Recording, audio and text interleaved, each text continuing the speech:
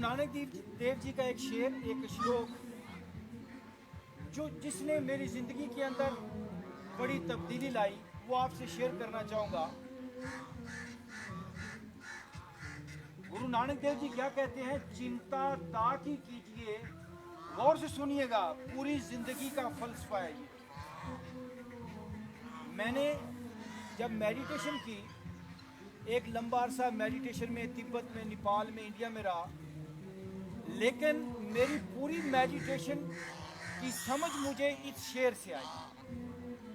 चिंता ताकि कीजिए जो न होनी होए, ए मार्ग संसार को नानक थिर नहीं कोए। अब इस पे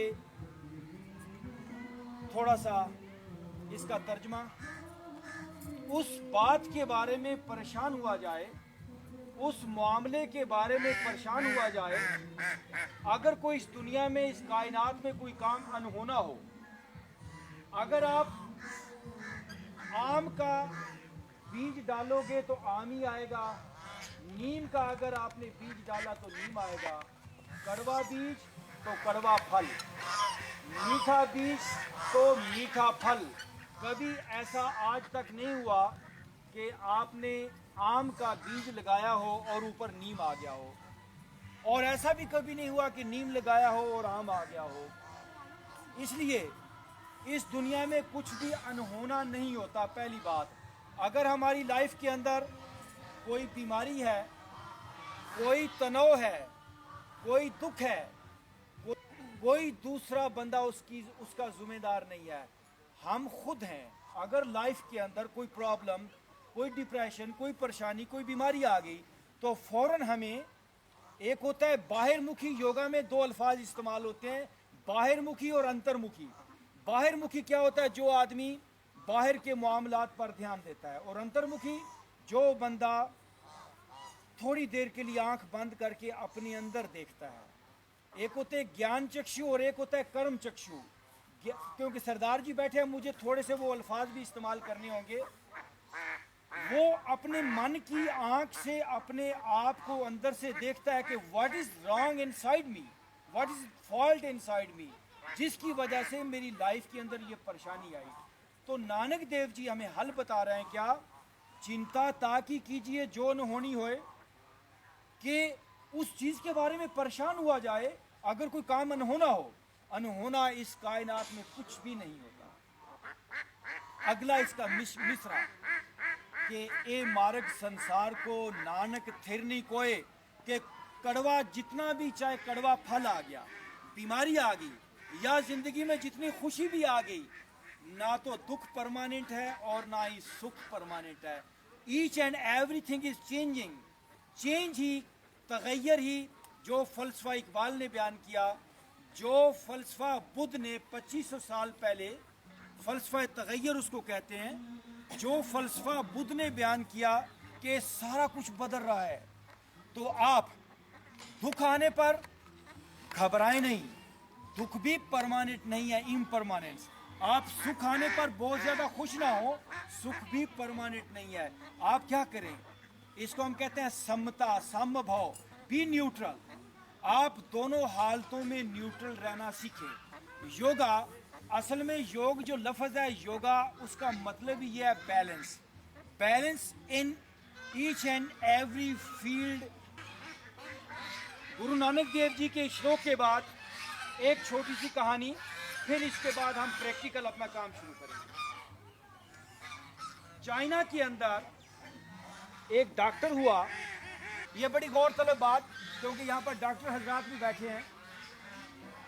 उस डॉक्टर का इतना नाम था कि बीमारी का और उस डॉक्टर का एक साथ नाम लिया जाता था। जब भी कोई बीमारी होती तो फौरन लोगों के ज़हन में वो बंदा आता।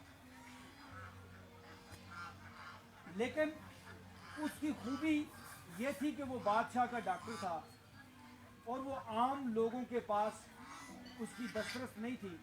तो बादशाह एक दिन उससे पूछता है कि तू हमारे मुल्क का सबसे बड़ा डॉक्टर है, क्या तुझसे बड़ा कोई डॉक्टर भी है? तू मुझे ये बता, क्या तुझसे कोई बड़ा डॉक्टर भी है?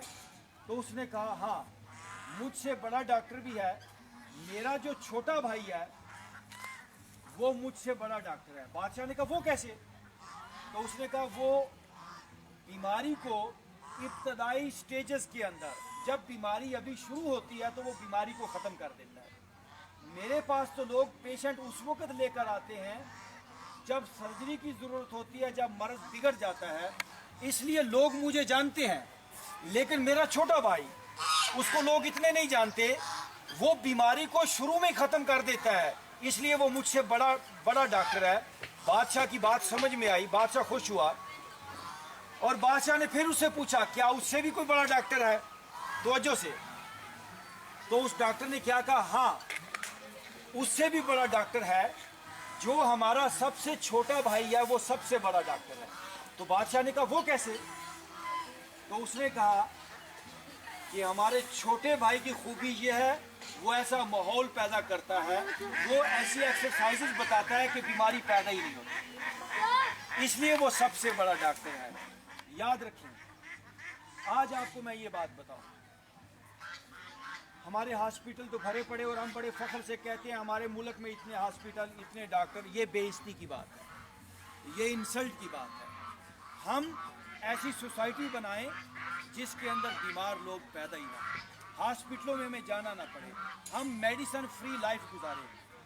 अगर आप योगा की चंद एक्सरसाइजेस को, जो आज मैं आपसे शेयर करना चाहूँगा, इनको डेली कर लें, आई इंश्योर यू इसमें वर्ल्ड में रिजल्ट आए हैं। जहाँ जहाँ भी ये काम हुआ वहाँ वहाँ रिजल्ट आए, लोग मेडिसिन फ्री लाइफ गुजारना शुरू हो गए। और मेरी क्लास के अंदर जितने लोग मेरे सेशन में आते हैं, वो जब इसको कंटिन्यू करते हैं उनकी लाइफ बदलती है और वो भी मेडिसिन फ्री लाइफ गुजारना शुरू करते हैं। चंद एक एक्सरसाइजेस को आज यहाँ से सीख कर जाएं। ये खूबसूरत जगह, आप एक पवित्र स्थान मैं कहूँगा इसको, जो योगिक टर्म है, एक मुकद्दस जगह पर, मेरी नज़दीक बड़ी मुकद्दस जगह है। मैं जब ट्रैवल कर रहा था, मैं नेपाल से जब तिब्बत जा रहा था, तो मुझे किसी ने बताया था कि नानक देव ने यहाँ पैदल सफ़र किया है। इस पे मैं उसी ट्रैक पे पैदल चल के गया हूँ। ये नेपाल का बॉर्डर, उसको खासा कहते हैं, लासा तक पैदल मैं सफ़र किया। तो उस दौरान मैंने जो मेडिटेशन या जो भी योगा की एक्सरसाइजेस सीखी हैं वो आप लोगों से शेयर करता हूँ गाहे बगाए। आज फिर ये मौका आया कि हम एक प्यारी जगह पर आए। ये वो जगह है जिसने इस खित्ता पाकिस्तान को, इस खित्ता हिंदुस्तान को, इस एशिया को, इस दुनिया को एक अजीम इंसान दिया। इकबाल ने उस अजीम इंसान के बारे में क्या कहा कि फिर उठी आखिर सदा तौहीद की पंजाब से, हिंद को एक मर्द कामल ने जगाया ख्वाब से। नानक के बारे में। तो आइए अभी हम सब लोग वार्म अप एक्सरसाइजेस से अपनी योगा की एक्सरसाइजेस को स्टार्ट करेंगे, लेकिन पहले 5 मिनट के लिए खामोशी से बैठेंगे। माइंड का रिलैक्स होना ये बुनियादी बात है। द फर्स्ट एक्सरसाइज, अपने माइंड को रिलैक्स करें एंड बी हियर। अपने माइंड को माजी और मुस्तकबिल की सोचों से निकाल कर आपने यहाँ पर लाना है। सब लोग अपनी कमर को सीधा करें, क्लोज योर आइज, आंखों को बंद करें और दोनों हाथ अपने घुटनों पे रख लें। आंखों को बंद करें, क्लोज योर आइज। अभी आपने कुछ करना नहीं, सारी जिंदगी हाथों से और पाँव से बहुत से काम किए, जबान से। आज आपने खामोशी से बैठना है। Relax your mind. जिस तरह हमारी बॉडी खामोशी से बैठ गई, इसी तरह अपने माइंड को भी अभी खामोश कर दें। मेरे मन में कोई सोच नहीं और मुझे अब सोचना नहीं। मुझे ना माजी में जाना है, ना मुझे फ्यूचर में जाना है। आप ऐसे ही समझें कि मेरे पास सिर्फ ये 2 मिनट है, यानी, और सच पूछे तो इंसान के पास एक लम्हा है जिसको हम प्रेजेंट मोमेंट कहते हैं। मुझे अभी प्रेजेंट में जीना है। आई एम हियर, मैं यहाँ पर हूँ। और अभी अपने आसपास आप परिंदों की आवाज़ों को सुने। ये जो डक्स जो हैं, बतखें बोल रही हैं या कोई और परिंदे हैं, इन आवाज़ों को सुने।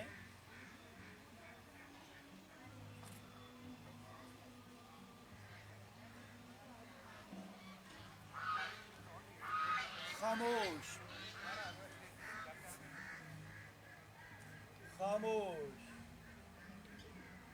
सिर्फ जबान की खामोशी काफ़ी नहीं, माइंड की खामोशी, ज़हनी खामोशी बहुत ज़रूरी है। रिलैक्स। हम जहाँ पर हैं, हमारा माइंड माजी की सोचों में नहीं है। We are here, we are here. Okay, लंबा और गहरा सांस लें आंखों को बंद रखते हुए। Take long and deep breath. सांस को छोड़ दें एंड ओपन योर आइज। आंख खोलें और दोनों हाथों को आपस में आप रगड़ें और अपने चेहरे पे दोनों हाथों को रखें। दोनों हाथ कम ऑन।